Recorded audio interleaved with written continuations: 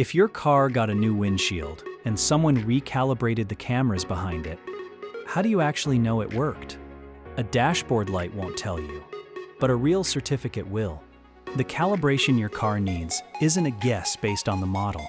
It's tied to your exact VIN, and it can differ even between two of the same car from different years.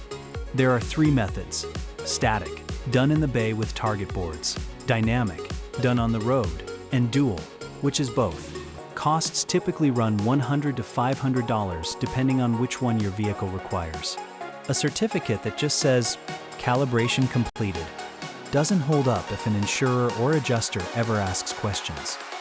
A legitimate one includes your VIN, pre- and post-scan readings, numeric alignment values, photos, and the technician's credentials.